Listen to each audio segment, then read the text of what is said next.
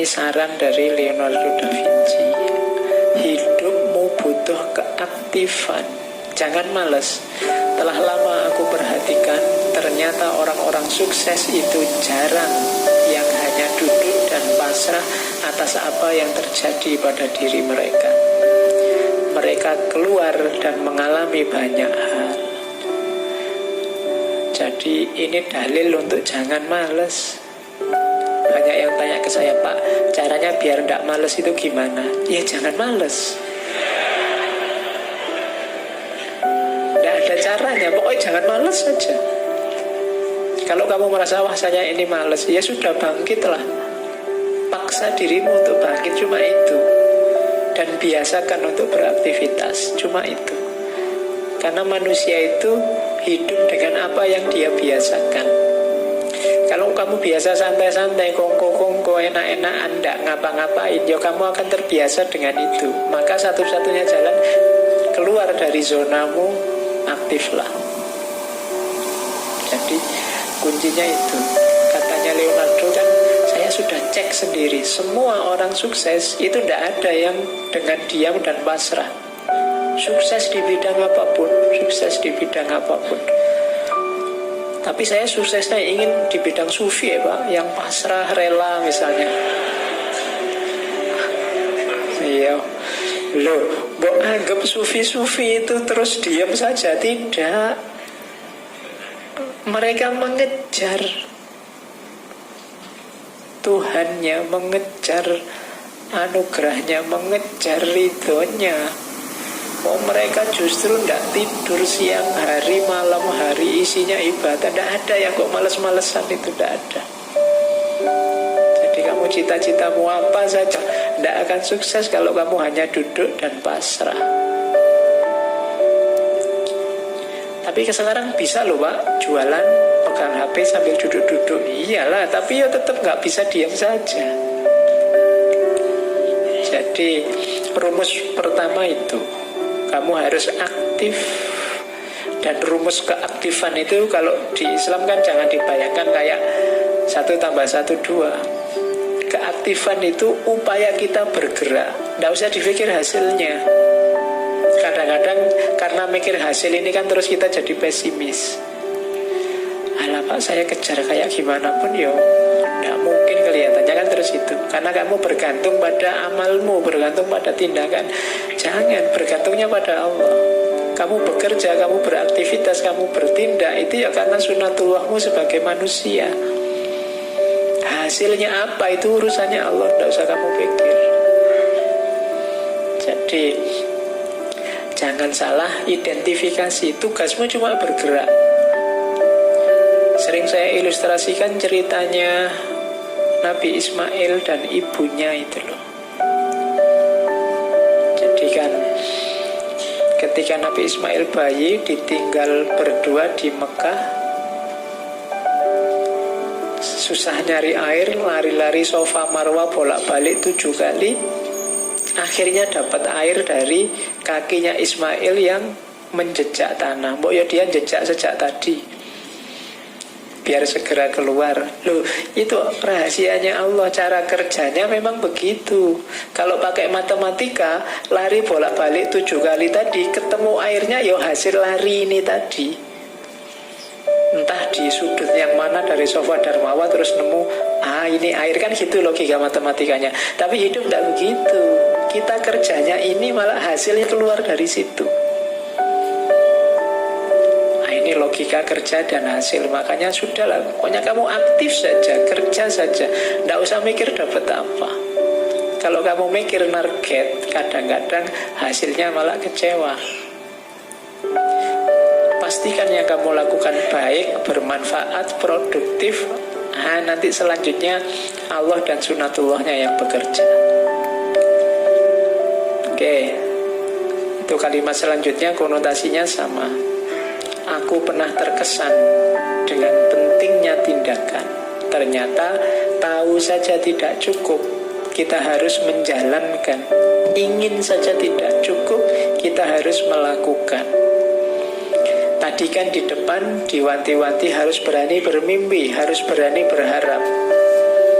cuma mimpi dan harapan saja, ya tidak cukup. Kalau kamu hanya mimpi dan berharap, ya tidak ada aktivitasnya, ya tidak akan tadi mimpi jadi kenyataan. Untuk membuat mimpi jadi kenyataan, kamu harus bangun. Meskipun tadi awalnya mimpi, ya memang semuanya diawali dari mimpi. Tapi jangan mimpi terus. Jangan kok, Pak, hidup ini kan diawali dari mimpi. Saya makanya pingin tidur lagi misalnya. Oh ya tidak begitu. Nanti kamu bolak-balik tidur alasannya pingin mimpi.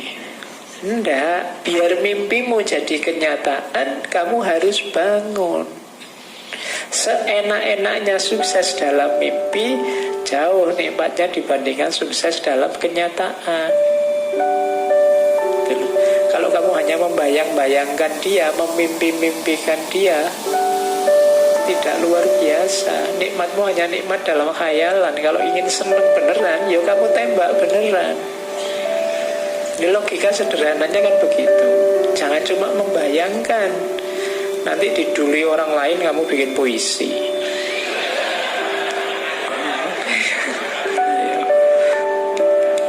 Ya, terus ini analogi dari Leonardo da Vinci. Besi berkarat karena tidak dipakai. Air yang diam akan kehilangan kejernihannya dan dalam suhu rendah dia akan beku. Demikian juga dengan ketidakaktifan akan melemahkan pikiran. Maka kita harus merentangkan diri kita sampai batas akhir kemungkinan.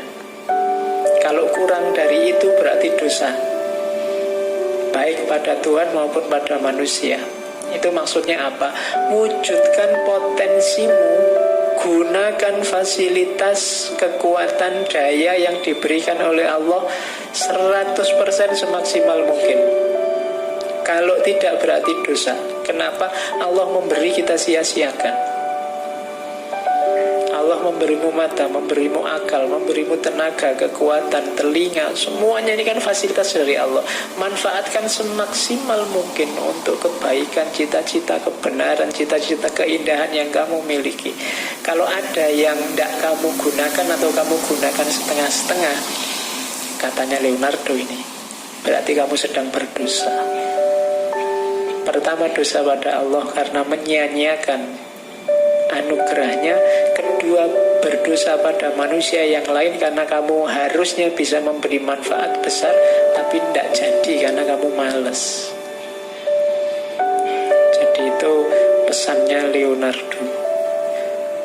Kalau hanya dilihat pesannya saja kan tidak terbayang orang seperti Leonardo bisa ngomong kayak gini. Kamu ngertinya kan cuma lukisan-lukisan dan inovasi-inovasinya. Tapi tidak akan lahir orang sebesar itu kalau tidak punya filosofi hidup yang hebat. Dan ini diantara filosofi hidupnya. Jangan jadi kayak besi yang diam, karena sedahsyat apapun, sekuat apapun besi, kalau dia diam, maka dia akan berkarat. Air juga begitu, kalau diam maka dia kehilangan kejernihannya, dan kalau suhu turun dia akan beku. Pikiranmu juga begitu, kalau tidak sering digoyang dia akan beku. Kalau dia beku tidak bisa dimanfaatkan. Oke, terus as you cannot do what you want what you can do. Kalau engkau tidak bisa melakukan apa yang engkau inginkan, maka inginkanlah apa yang bisa engkau lakukan. Nah, itu penjelasannya ya. Jadi ya mimpilah, berharaplah, cuma yang terukur, yang bisa engkau lakukan. God sell us all things at the price of labor. Tuhan itu menjual. Apa menjual itu? Berdagang dengan kita, memberikan pada kita segala sesuatu. Tapi ada harganya. Harganya apa? Labor, kerja. Kalau kamu ingin dapat sesuatu, kalau kamu ingin menghasilkan sesuatu, mewujudkan sesuatu, akan diberikan oleh Tuhan, tapi tebuslah itu. Ada harganya. Harganya apa? Kerja. Jadi kerja itu harganya, jangan diam. Makanya kalau dalam Al-Quran, innallaha la yughayyiru ma biqaumin hatta yughayyiru ma bi anfusihim.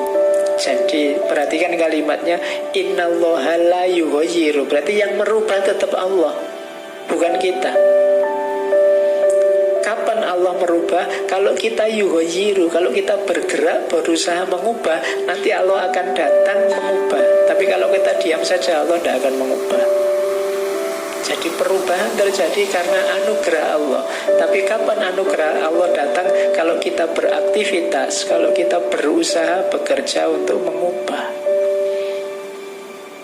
God sell us all things in the cost of labor, in the price of labor.